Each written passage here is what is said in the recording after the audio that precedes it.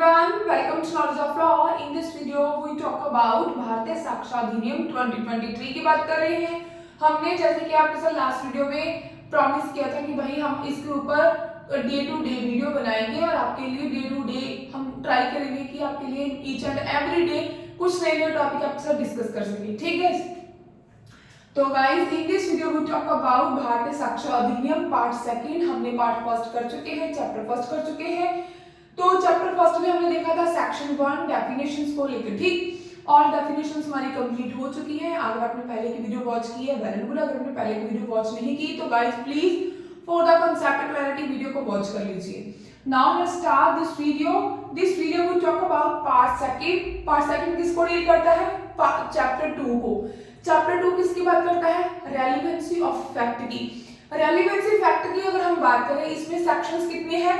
Section 3 to 50 deal करते हैं। ठीक है, तो अगर हम इसमें देखें चैप्टर 2 में तो गाइस इसके नाम से क्या पता चल रहा है? रेलेवेंसी ऑफ फैक्ट कि जो प्रूफ है, एविडेंस है, हम कौन से एविडेंस कोर्ट में लगाएंगे?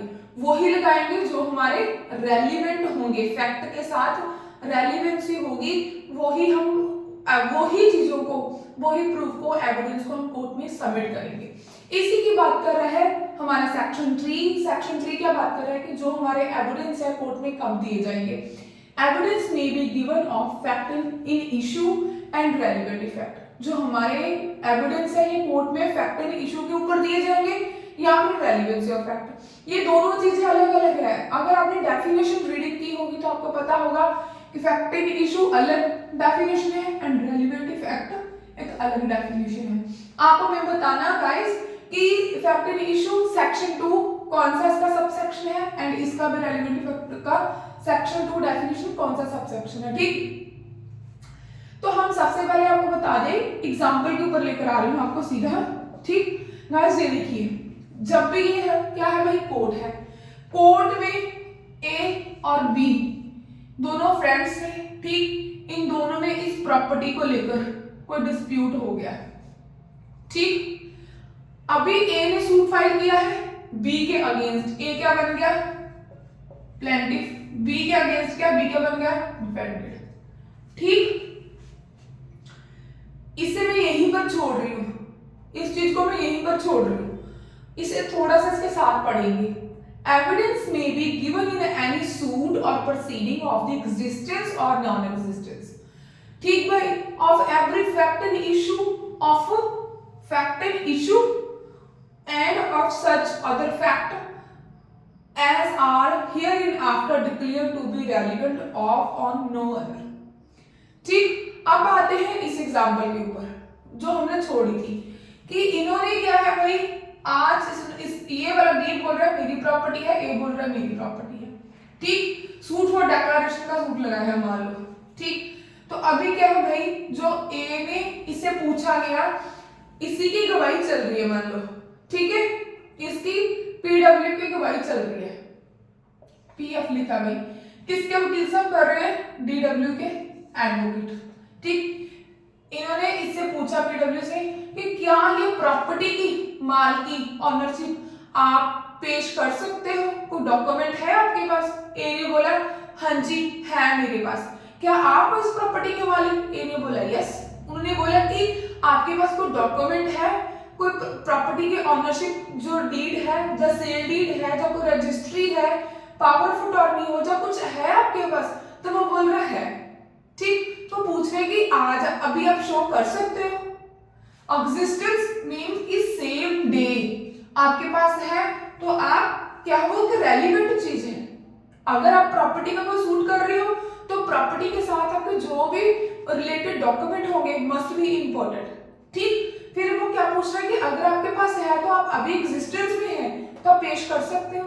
अगर नहीं है, अगर उसकी नॉन एग्जिस्टेंस है तो अभी क्या है भाई, वो दूसरी नेक्स्ट डेट पर आ जाएगा, वो उसके पूछ लेंगे कि हाँ भाई आप नेक्स्ट डेट पर भी कर सकते हो। इसलिए हमें क्या बोल रहे हैं फिर? Of every fact in issue.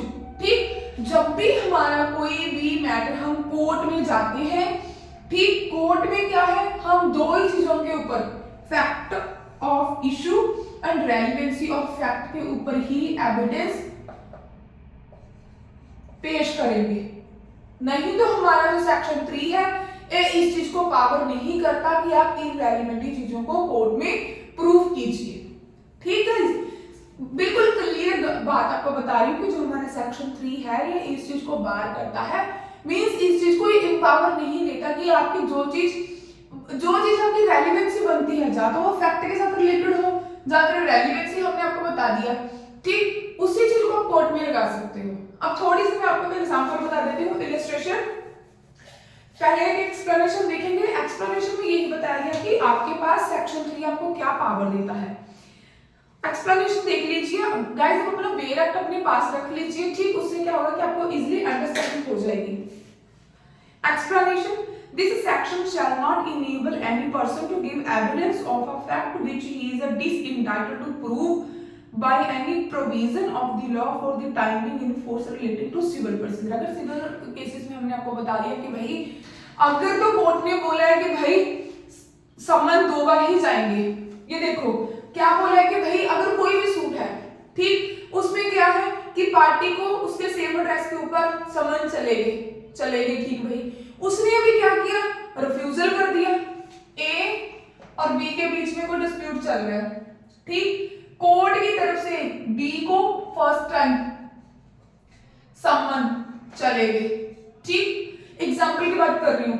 तो अभी क्या है भाई, इसने रिफ्यूजल कर दिया, ठीक, सेकंड टाइम गए, फिर रिफ्यूजल कर दिया, कोर्ट में यहां पर क्या किया, इसे एक्स पार्टी कर दिया। अब दोबारा ये बंदे को सम्मन नहीं जाएंगे, कोर्ट ये क्या बोल रहा है, मेरी सीपीसी जो बोल रही है वही होगा। ये नहीं है कि जो सीपीसी में लिखा है कि हाँ इसे कोर्ट में जब एक्स पार्टी कर दे दोबारा से उसे सम्मन आएंगे, नहीं गाइस। अगर कोर्ट ने बोला है कि इतने दिन में रिटर्न स्टेटमेंट होगी सीपीसी में, तो वो फाइल होगी, ठीक। ये चीज हमारा जो सेक्शन 3 है जिसको पावर नहीं देता। तो ये थी, हमने आपको बताया कि हम कोर्ट में कौन कौन से रेलेवेंसी फैक्ट या फिर फैक्ट ऑफ इशू के ऊपर ही जो प्रूफ होंगे वो कोर्ट में लगा सकते हैं। और इसके साथ हमने आपके साथ एक्सप्लेनेशन डिस्कस की। इलस्ट्रेशन देख लीजिए, ए वाली करेंगे। A is try to for the murder B, जो ए था उसने क्या किया, बी की मर्डर के लिए ट्राई किया, कोशिश किया, उसे मारकर बीटिंग करके, चाहे उसने किसी भी चीज के साथ मारा, लाठी के साथ मारा, रॉड के साथ, चाहे कुछ भी, ठीक, यहाँ पर कुछ नहीं ऐसा मेंशन किया हुआ भी किसके साथ मारा, उसने इसे बीटिंग किया, ठीक। इसमें जो हमारे फैक्ट कौन से हैं, यहाँ पर लिखा है eight A is a trial following fact are in issue. जब उसका ट्रायल चलता है तो क्या चीजों को फॉलो करते हैं, A is beating B with the club, A ने बीटिंग किया बी को विद द क्लब, जो सोटी वगैरह कुछ किसी भी चीज के साथ। A is causing B is a death by such beating, A ने उसे मार कर क्या किया, उसे cause death कर दी। A is intention to cause B, उसकी इंटेंशन क्या थी, B की डेथ करना। ये क्या है, रेलेवेंट फैक्ट ऑफ इशू है, समझ लगी गाइस, फैक्ट ऑफ इशू है। A ने B को बीट किया, बीटिंग की, ये फैक्ट ऑफ इशू है। उसकी इंटेंशन क्या थी, ये भी फैक्ट ऑफ इशू है, ठीक, उसने कॉज किया उसे मारकर, ठीक, उसकी डेथ कर दी। ये क्या है, ये फैक्ट ऑफ इशू है, ठीक है। यही बात करता है हमारा सेक्शन 3। तो गाइस हमने कोशिश की कि आप लोगों को इजीली अंडरस्टैंडिंग हो जाए, इसलिए हम एक सेक्शन को ही डिस्कस कर रहे हैं। अगर आपको वीडियो अच्छी लगे तो लाइक कीजिए, शेयर कीजिए, चैनल को सब्सक्राइब कीजिए। अगर आपके पास कोई और टॉपिक है या कोई और लॉ पे हम हमारे साथ डिस्कस करना चाहते हो, आप चाहते हो कि हम आपको वो लॉ भी पढ़ाएं, तो प्लीज आप नीचे हमें कमेंट कीजिए कि हमें आपका क्या डाउट है और कौन सा आपका लॉ है। अगर गाइस आपको ये वाली वीडियो अच्छी लगे प्लीज इसे लाइक कीजिए, शेयर कीजिए, चैनल को सब्सक्राइब कीजिए। Thanks for watching.